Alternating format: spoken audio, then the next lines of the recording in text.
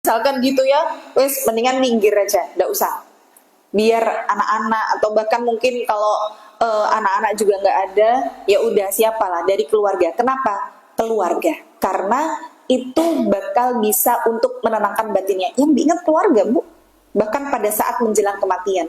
Maka nanti malaikat Jibril pun pada saat orang ini adalah orang yang baik, orang yang solih, kan harusnya yang mencabut nyawa itu malaikat maut. Tapi kalau dia orang yang baik, maka malaikat Jibril tuh ikut hadir di situ, Bu. Nah, apa yang dilakukan oleh malaikat Jibril? Jadi dia yang memberikan kabar gembira untuk si calon mayit ini bahwa tidak perlu khawatir akan keluarganya karena nanti Allah akan satukan orang tersebut dengan keluarganya lagi. Nah, itu keluarga juga, Bu, yang dikasih kabar gembira supaya hatinya tenang gitu. Makanya malaikat Jibril tuh bilang sama orang ini, sudah, tidak perlu kau khawatirkan keluargamu. Nanti Allah yang akan jaga keluargamu.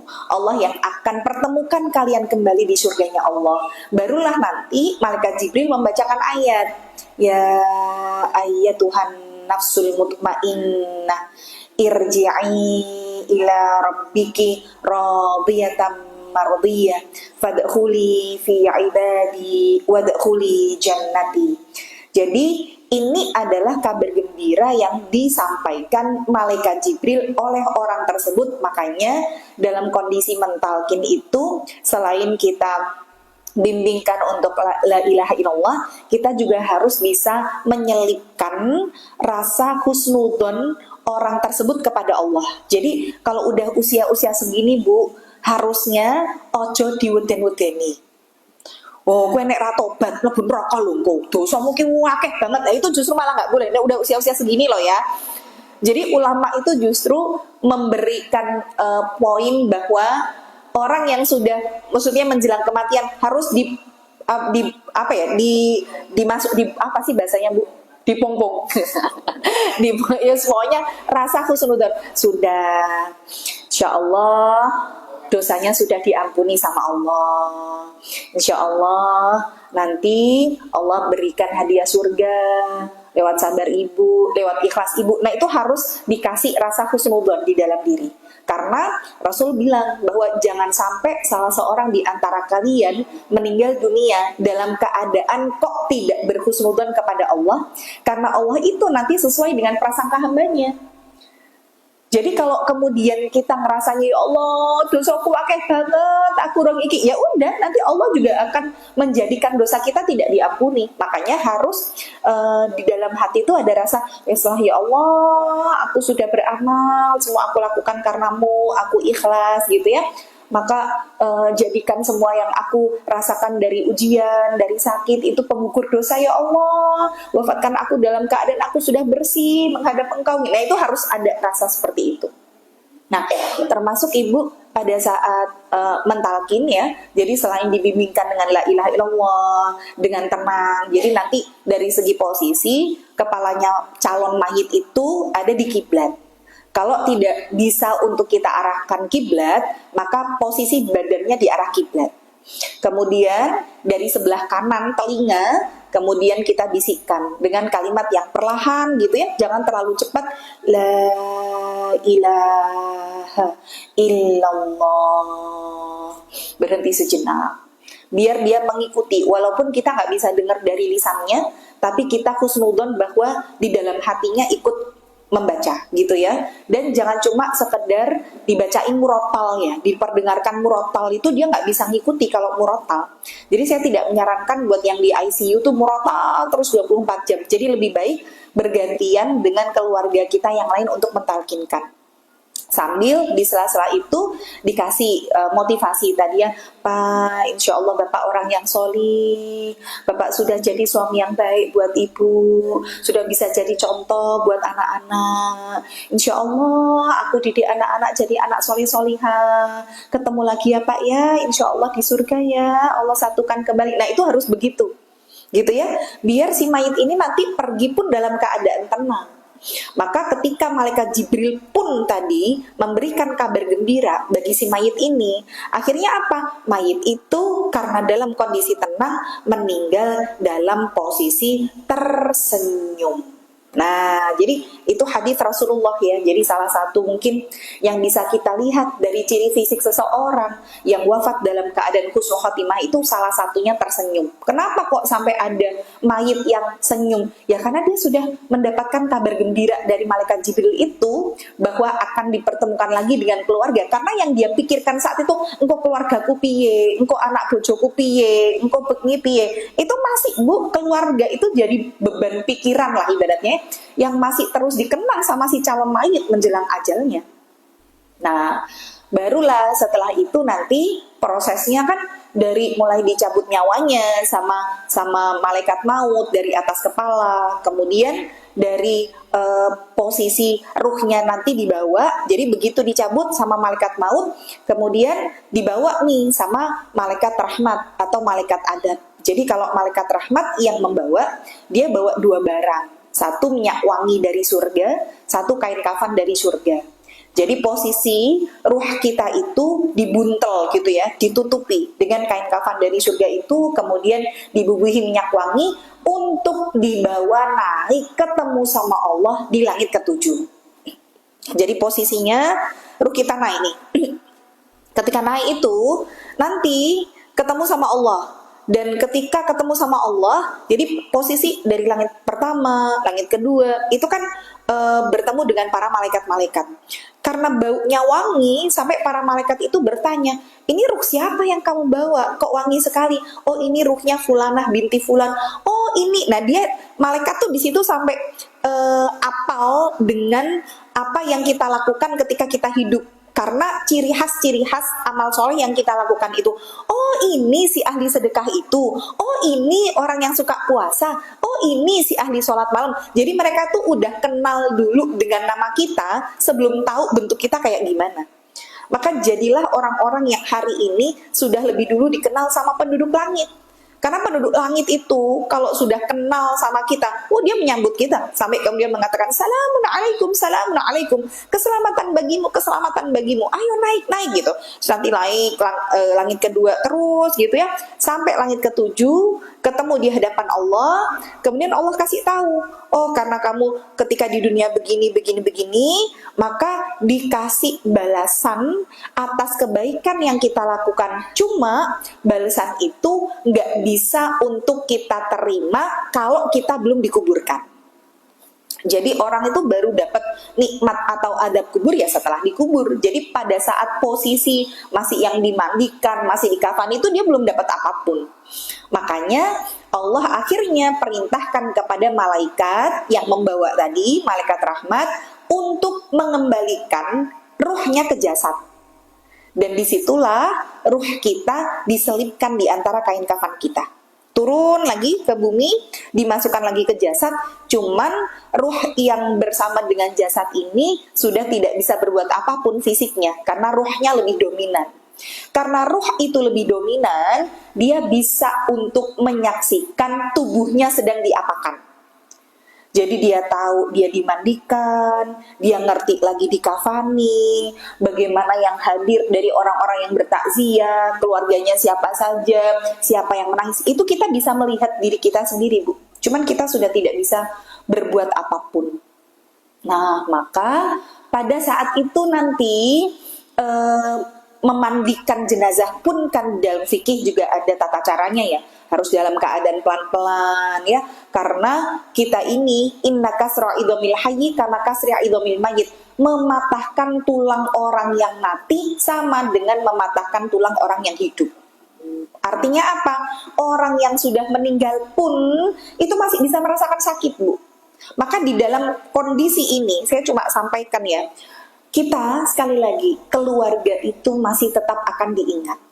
Nek bisa kita ini mempersiapkan, nek punya anak perempuan, bo'o wasiat karo anake, tulung yondo, kamu belajar fikih memandikan jenazah. Ibu pengen nanti terakhir kali kamu yang mandikan jenazahnya ibu. Karena itu diantara hal yang juga bikin orang tua tuh tenang, karena dia bisa ngelihat itu, Bu. Ya, walaupun nggak apa-apa sebenarnya ketika kita nggak punya anak perempuan untuk mandiin kita, terus kita bilang sama anak kita, tolong nanti hubungi ibu ini sebagai ketua kajian buat minta teman-teman pengajian ibu mandiin ibu. Boleh, kita dimandikan bukan dengan keluarga tuh boleh, selama memang satu jenis kelamin ya. Tapi kalau kita bisa mengusahakan keluarga kita yang memandikan kita, lebih baik keluarga. Pernah ada salah satu dari ustadz di Ngeruki yang meninggal karena memang istrinya itu bisa memandikan jenazah.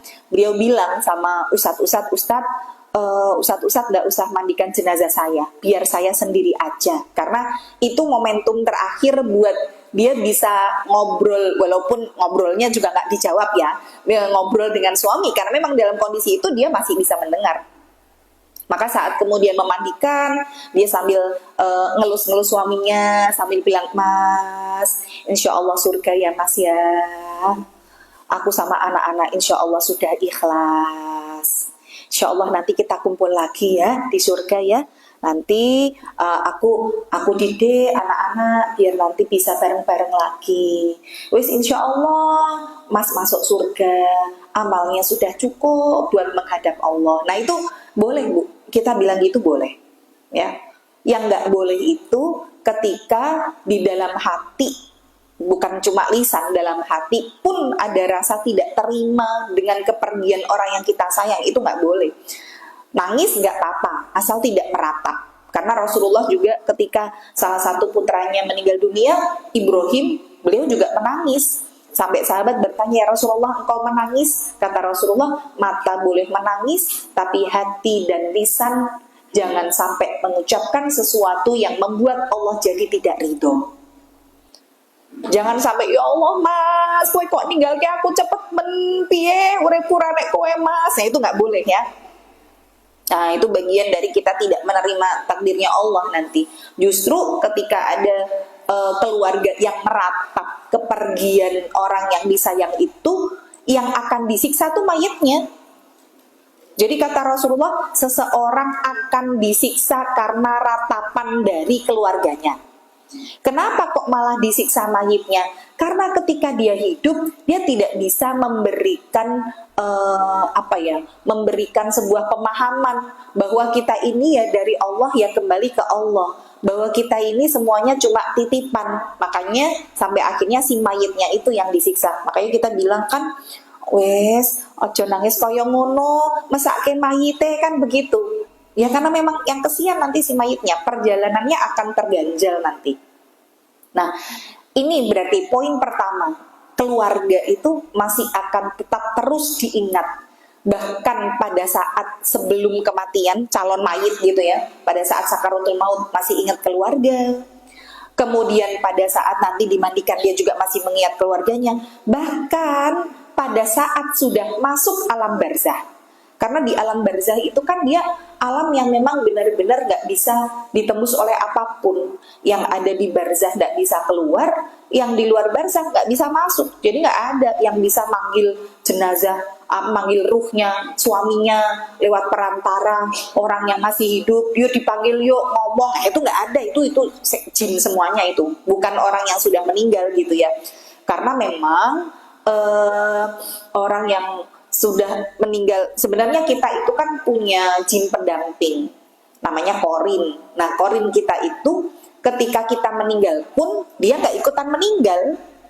Jadi korin itu dia dari bangsa jin, dan bangsa jin itu memang Allah tetapkan usianya sampai ribuan tahun. Makanya kadang ketika orangnya sudah meninggal, korinnya masih hidup, korin ini bisa menceritakan gitu, orang ini ngapain gitu ya, dulunya seperti apa, mbah-mbahnya dulu ada kejadian apa, karena memang jinnya sudah hidup pada masa itu. Tapi nggak boleh kita percaya bahwa oh iki beneran suamiku dipanggil untuk cerita, itu nggak ada ya.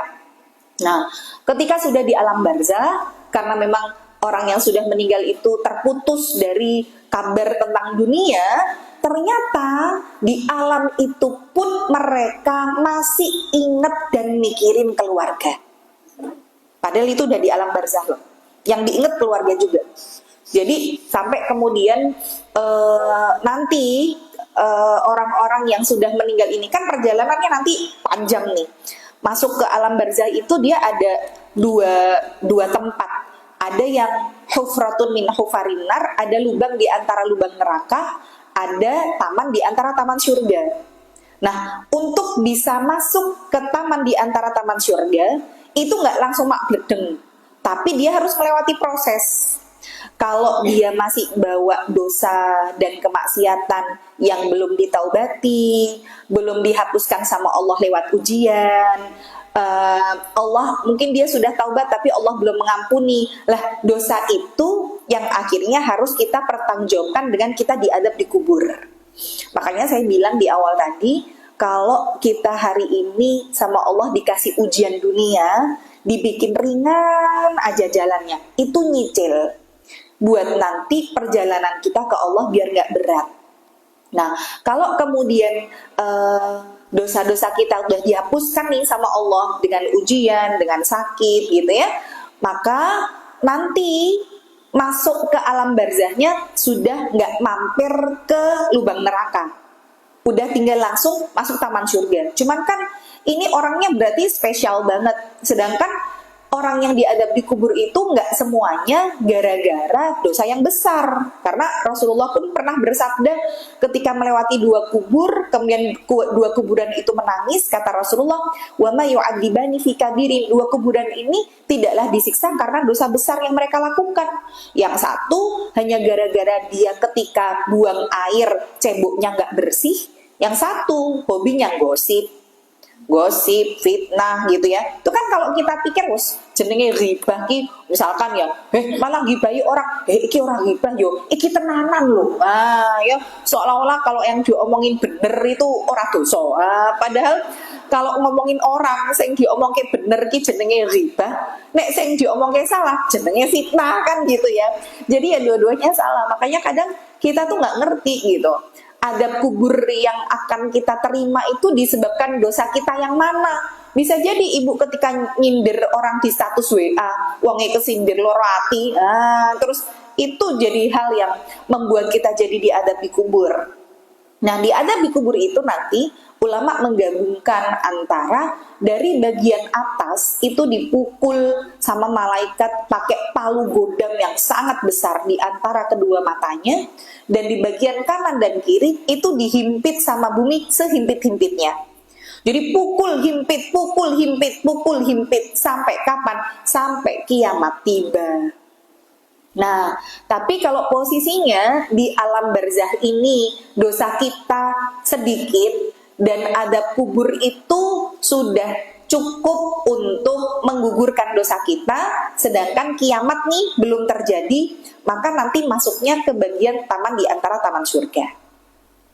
Tapi kalau ternyata kita di adab kubur itu udah datang kiamat, sedangkan dosanya belum habis, maka nanti neraka yang akan menggenapkan kekurangan dari siksanya. Jadi digenep ke meneh engko gitu ya. Dan neraka itu lebih dahsyat adabnya daripada sekedar diadab kubur. Maka minta sama Allah bukan cuma diringankan, dihindarkan dari adab kubur gitu ya. Karena mau seringan apapun ya kita gak akan sanggup. Nah, kalau sudah masuk nih, kita ceritakan ketika sudah di taman surga. Jadi dia sudah menjalani proses adab kubur gitu ya. Kemudian dosanya udah bersih. Jadi adab kubur itu nanti bagi orang beriman, dia nggak terus-terusan. Jadi dia misalkan dia dosa menyepelekan sholat, ya udah dia diadab menyepelekan sholat sampai habis. Setelah itu dia berhenti, dikasih kebaikan, dikasih balasan. Terus nanti masih ada dosanya yang lain gitu. Nggak taat sama suami, nah nanti dia diadab nggak taat sama suami. Jadi gitu caranya satu gitu ya. Nah, ketika sudah masuk di bagian taman di antara taman surga, disinilah ini juga ingat lagi sama keluarga. Nah, ketika itu orang-orang yang masuk di bagian alam barzah, yang taman di antara taman surga, ketika mendapati ada orang yang baru saja masuk di situ, gitu ya, maka dia seperti orang yang lagi ditanggep. Jadi ditanggep itu mungkin dia baru habis dari mana gitu ya, terus ketemu karo wong liya, karo koncone, kayak wah iki bar mulai seko umroh oleh-olehe ceritane kaya apa. Itu kan biasanya orang yang baru datang kan ditanggep gitu ya, ayo oleh-oleh cerita ini gitu.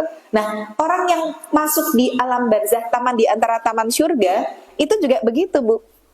Jadi dia tes. Nah, jadi dia dikerumuni oleh ruh-ruh lain. Kenapa kok dikerumuni ruh-ruh lain? Karena yang lainnya pengen segera dapat kabar update terbaru dari keluarga mereka yang sudah ditinggalkan. Karena dalam kondisi itu mereka kan sudah nggak ketemu sama keluarganya, nggak tahu kabar beritanya. Jadi mereka dapat skill tentang kabar itu dari mana? Dari orang yang baru saja masuk. Karena mereka orang yang terakhir tahu tentang kondisi keluarganya. Makanya nanti si ruh ini tuh akan ditanya gitu sama teman-teman yang lain. Ya gimana kabar istriku? Gimana anakku? Piye ya bojoku ini gitu. Nanti sampai ada salah satu dari ruh itu bilang, dari orang yang di situ ya, bukan orang sih, ya ruh ya. Nah, dari ruh itu bilang, sudah. Jangan kalian cecar dulu dia dengan pertanyaan yang banyak. Biarkan dia beristirahat karena dia baru saja melakukan perjalanan yang sangat melelahkan. Nah, dari sini kita bisa paham, Bu. Ternyata untuk sampai di bagian taman surga itu perjalanannya juga nggak gampang. Dan orang yang sudah di alam barzah itu juga tetap kepengen kabar keluarga terbarunya seperti apa. Keluarga lagi, Bu. Ada juga yang nanya, teman kita mana yang ini, kok aku nggak pernah lihat dia di sini. Orang ini bilang, hah, kamu nanya teman kita yang itu? Loh, teman kita yang itu tuh matinya sebelum aku loh. Aku nggak ketemu sama kalian di sini. Loh, nggak ada loh dia di sini. Dari situ mereka baru tahu kalau temennya yang mati sebelum dia kok nggak nyemplung di bagian taman surga. Itu berarti dapat jatahnya di lubang di antara lubang neraka. Berarti di alam barzah sudah terpisah. Makanya kita itu kalau pengen dibersamakan lagi sama keluarga, ya yang bisa menyatukan dan memisahkan tuh ya iman dan amal soleh. Mau dikuburin satu liang lahat, kalau iman dan amal solehnya yang nggak sama, ya nggak akan ketemu, ya udah akan kepisah gitu ya. Walaupun memang setiap hari, ini ngomong hari Jumat, setiap hari Senin dan Kamis itu amal kita dinaikkan ke hadapan Allah. Jadi rapot kita tuh dibuka gitu. Allah tuh ngeliat. Maka Rasulullah kan bersabda, karena setiap Senin dan Kamis amal kita dinaikkan di hadapan Allah, maka aku ingin amalku ditampakkan sedangkan aku dalam keadaan berpuasa. Maka ada puasa sunnah Senin Kamis. Tapi di setiap hari Jumat itu amal kita sama Allah diperlihatkan kepada orang-orang yang sudah meninggal di antara kita. Jadi kalau kita punya suami, kita punya bapak yang sudah nggak ada, nanti Allah ngasih tahu, kilo, bojomu amalnya gini, anakmu seperti ini. Dan orang-orang yang sudah meninggal itu dari keluarganya akan berbahagia dan akan bersedih dengan amal baik ataupun kemaksiatan yang dilakukan oleh keluarganya. Maka sebenarnya kalau kita pengen balas budi untuk orang yang kita sayang dari para orang tua, dengan kesolihan kita itu cukup. Karena sebenarnya dengan kita solih, itu bukan cuma memberikan kabar gembira, tapi setiap kesolihan amal yang kita lakukan itu secara otomatis mengalir kepada orang tua kita. Walaupun secara tidak langsung mereka tidak mendidik ya, tapi ibu nih sekarang ngaji, sholat sunnah dan lain sebagainya, itu orang tua juga ikut manen pahala dari apa yang ibu lakukan. Karena ya orang tua yang membiayai, ada nafkah mereka dan lain sebagainya, maka Allah jadikan itu sebagai amal jariah mereka. Maka kalau kita pengen untuk menjadi amal jariah, ya sudah, didik anak cucu kita, keturunan kita buat soleh-soleh. Insya Allah itu bakal bisa menjadi pemudah buat kita naik ke tingkatan yang lebih tinggi daripada yang seharusnya gitu ya. Karena nanti ada seseorang yang dia sampai ke derajat yang tinggi, dia tanya sama Allah, loh ini amalku yang mana ya Allah, kok bisa aku berada di titik setinggi ini? Kata Allah adalah, ini disebabkan istighfar anakmu untukmu. Artinya ada anak yang selalu mendoakan untuk orang tua, dan itu orang tua itu atau siapapun lah, kalau kita mendoakan, mereka tuh kayak dapat kado gitu loh, mendapatkan paket. Nah ini kamu dapat kiriman paket dari anakmu, itu mereka seneng banget Bu, keluarga itu ya. Nah ini berarti masih tetap akan diingat ketika posisinya di alam barzah. Barulah setelah nanti dari alam barzah itu kiamat tiba gitu ya, dengan ditiup sangkakala. Kemudian sangkakalanya nanti 2 kali. Yang pertama pada saat semua manusia dimatikan, yang kedua jarak 40 pada saat manusia akan dibangkitkan. Nah pada saat manusia dibangkitkan ini dari alam kubur, alam barzah, kemudian bersama-sama ke padang mahsyar untuk menjalani proses hisab. Nah jadi hisab itu nanti di mahsyar gitu ya.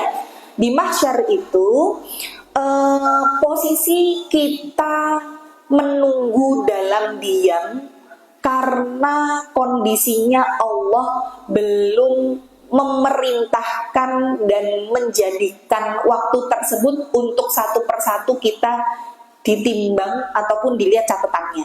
Jadi mahsyar itu kita masih nunggu kapan ya hisab, kapan ya hisab, tapi kondisi itu betul-betul menegangkan karena memang di mahsyar itu kita dalam keadaan telanjang, kita tidak beralas kaki, kita tidak dikhitan, matahari didekatkan di atas kepala, sampai nanti di mahsyar itu kondisi orang dengan keringatnya masing-masing, tenggelam dan lain sebagainya, sampai Allah bukakan nanti pintu langit pertama, malaikat itu turun, kemudian mengelilingi kita, jumlah mereka 10 kali lipatnya manusia.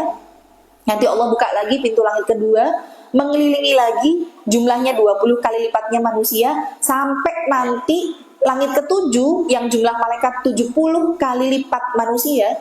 Dan di situ benar-benar manusia dalam keadaan yang terhimpit, sampai disebutkan dalam hadis, satu kaki itu di atasnya ada 1000 kaki yang saling bertumpuk-tumpuk.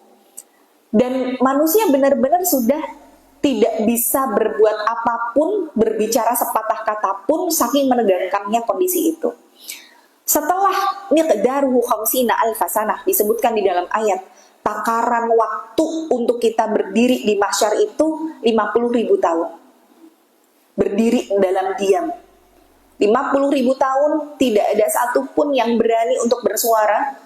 Maka saat itulah kemudian dalam kondisi sudah benar-benar tidak kuat, para ulama akhirnya mendatangi Nabi Adam alaihissalam untuk supaya bisa bernegosiasi dengan Allah agar hisab segera dimulai.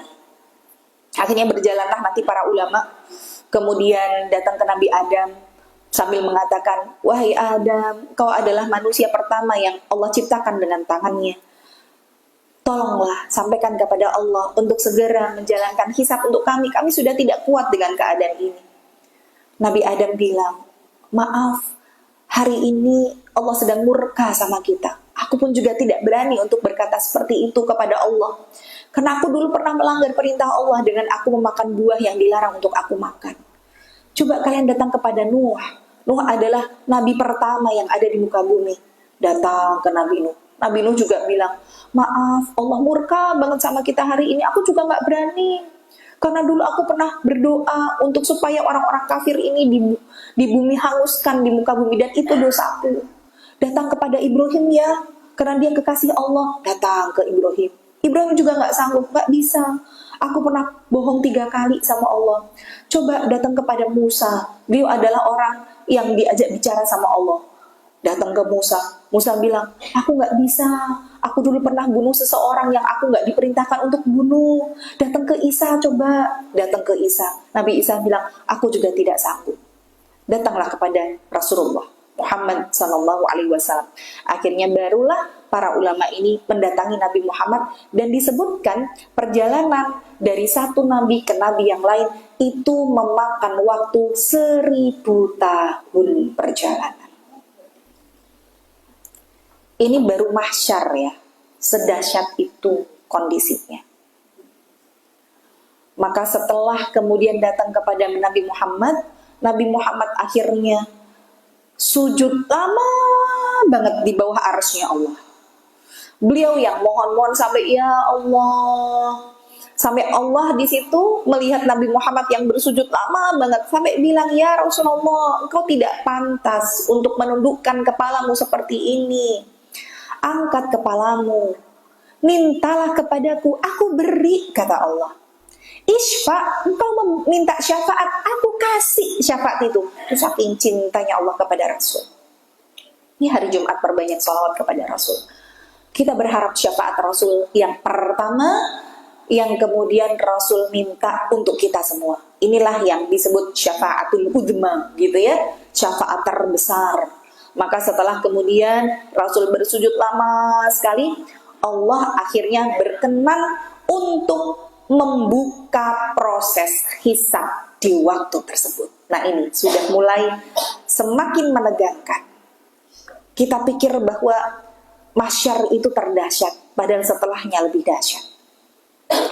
Sampai orang kafir saat itu, yang mereka tidak tahu bagaimana kehidupan setelah mahsyar, tapi saking beratnya di mahsyar, dia sampai bilang, ya Allah, izinkan kami beristirahat dari keadaan ini sebentar aja, meskipun itu di neraka. Sampai kayak gitu. Mereka nggak ngerti neraka itu kayak gimana dahsyatnya, tapi karena di mahsyar begitu dahsyat, sampai mereka bilang, aku mending di neraka wae lah, sedih itu rapopo timbangi aku keadaannya koyong ini. Sampai kayak gitu loh, putus asanya manusia di mahsyar.